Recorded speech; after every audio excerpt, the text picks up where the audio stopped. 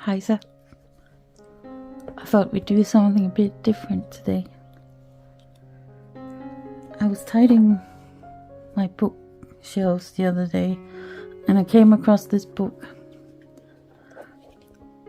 I think this is probably the first book I ever owned.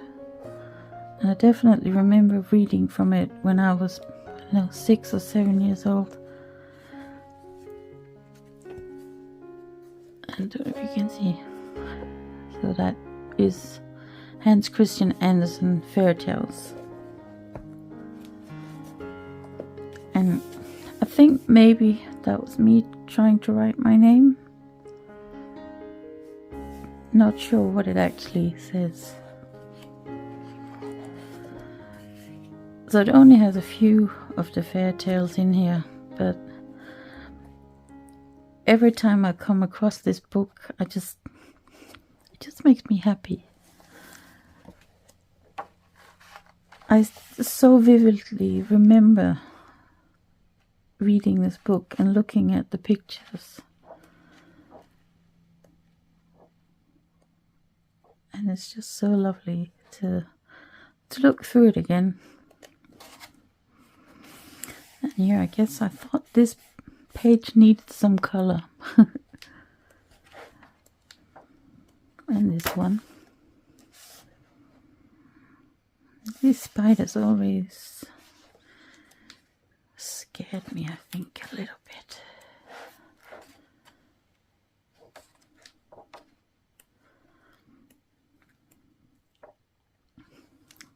I just love these illustrations. They're just perfect for the stories.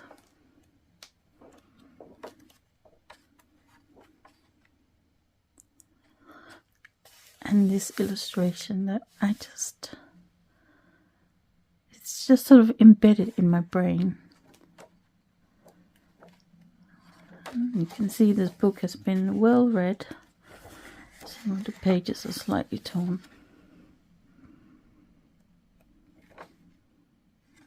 I used to love this picture.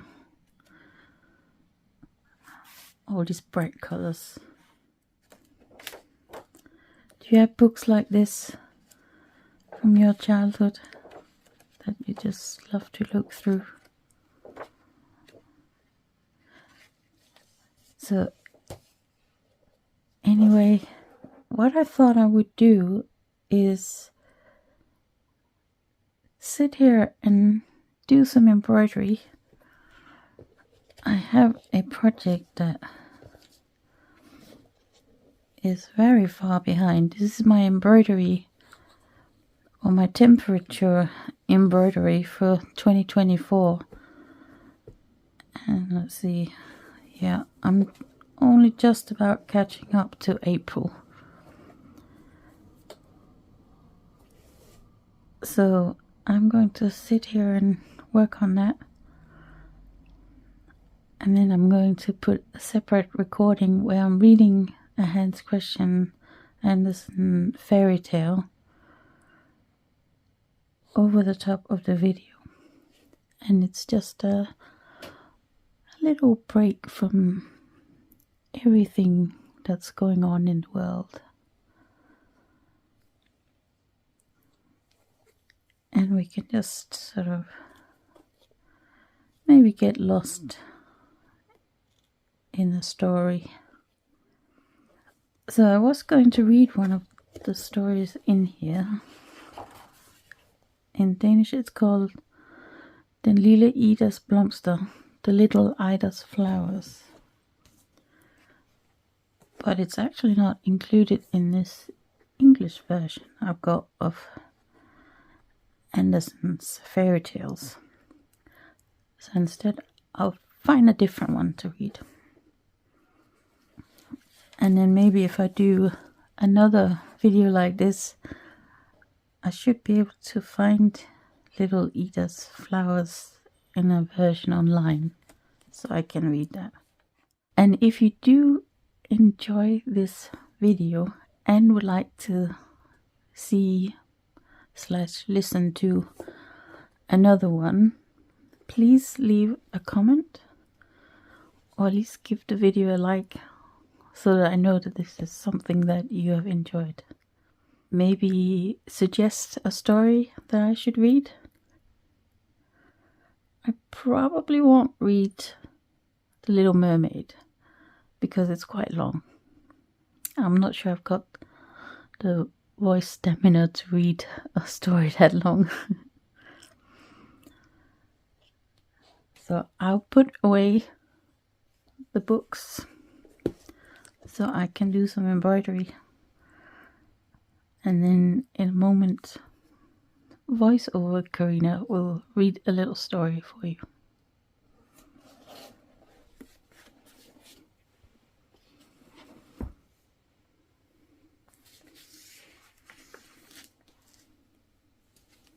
Hans Clodhopper by Hans Christian Andersen. There was once an old mansion in the country in which an old squire lived with his 2 sons, and these 2 sons were too clever by half. They had made up their minds to propose to the king's daughter, and they ventured to do so because she had made it known that she would take any man for a husband who had most to say for himself. These 2 took a week over their preparations. It was all the time they had for it, but it was quite enough with all their accomplishments, which were most useful. One of them knew the Latin dictionary by heart, and the town newspapers for 3 years, either forwards or backwards. The second one had made himself acquainted with all the statutes of the corporations and what every alderman had to know. So he thought he was competent to talk about affairs of state, and he also knew how to embroider harness, for he was clever with his fingers.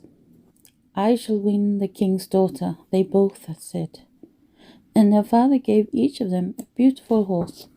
The one who could repeat the dictionary and the newspapers had a coal-black one, while the one who was learned in gills and embroideries had a milk-white one. Then they smeared the corners of their mouths with oil to make them more flexible. All the servants were assembled in the courtyards to see them mount, but just then the third brother came up, for there were 3, only nobody made any account of this one, Hans Clodhopper, as he had no accomplishment like his brothers. "Where are you going with all your fine clothes on?" he asked.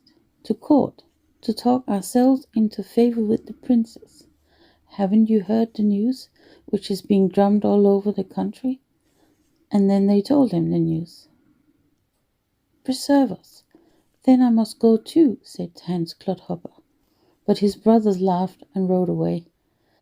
"Father, give me a horse. I want to get married too. If she takes me, she takes me, and if she doesn't take me, I shall take her all the same."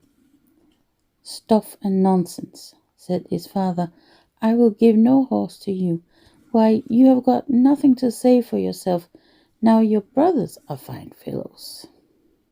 "If I mayn't have a horse," said Hans Clodhopper, "I'll take the billy goat. He's my own, and he can carry me very well."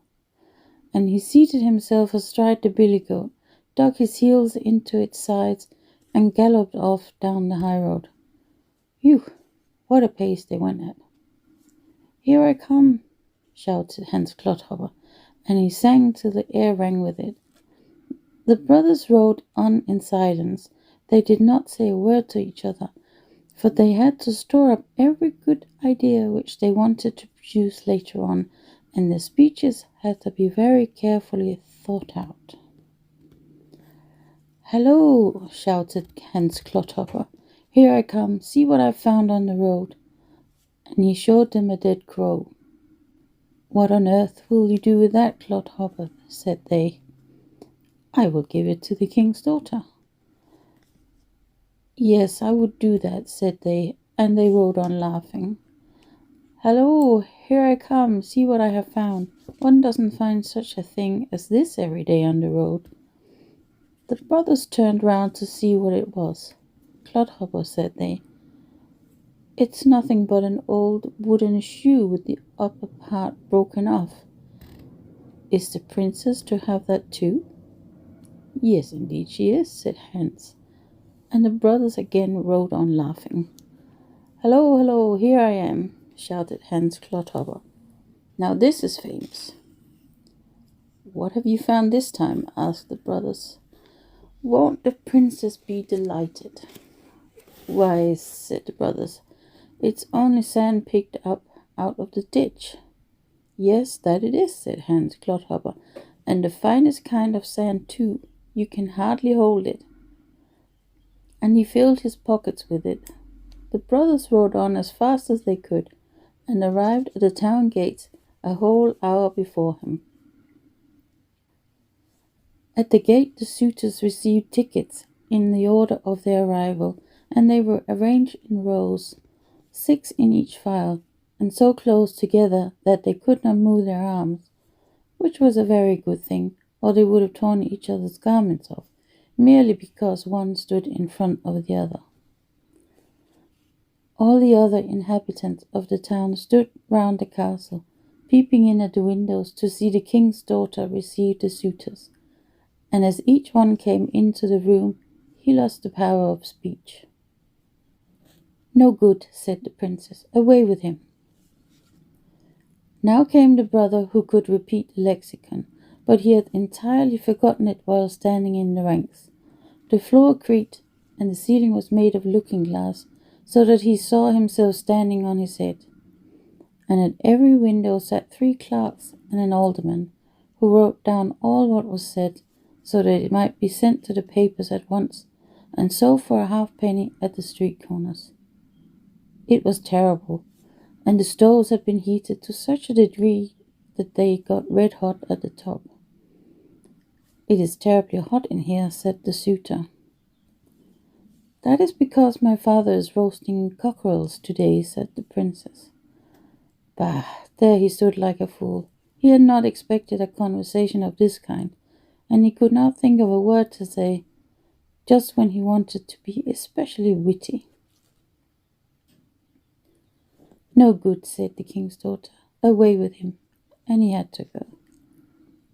Then came the second brother. There's a fearful heat here, said he. Yes, we are roasting cockerels today, said the king's daughter. What? Said he, and all the reporters duly wrote, what? No good, said the king's daughter. Away with him. Then came Hans Clodhopper. He rode the billy goat right into the room. What a burning heat you have here, said he. That is because I am roasting cockerels, said the king's daughter. That is very convenient, said Hans Clodhopper. Then I suppose I can get a crow roasted too? Yes, very well, said the king's daughter. But have you anything to roast it in? For I have neither pot nor pan. But I have, said Hans Clodhopper. Here is a cooking pot. And he brought out the wooden shoe and put the crow into it. Why, you have enough for a whole meal, said the king's daughter. But where shall we get any dripping to baste it with? Oh, I have some in my pocket, said Hans Clodhopper. I have enough and to spare. And he put a little of the sand out of his pocket. Now I like that, said the princess. You have an answer for everything, and you have something to say for yourself. I will have you for a husband. But do you know that every word we have said will be in the paper tomorrow? For at every window sit 3 clerks and an alderman, and the alderman is the worst, for he doesn't understand. She said this to frighten him, and the clerk sniggered and made blots of ink on the floor. Oh, those are the gentry, said Hans Clodhopper. Then I must give the alderman the best thing I have. And he turned out his pockets and threw the sand in his face. That was cleverly done, said the princess. I couldn't have done it, but I will try to learn. So Hans Clodhopper became king, gained a wife and a crown, and sat upon the throne. We have this straight out of the alderman's newspaper, but it is not to be depended on. The end.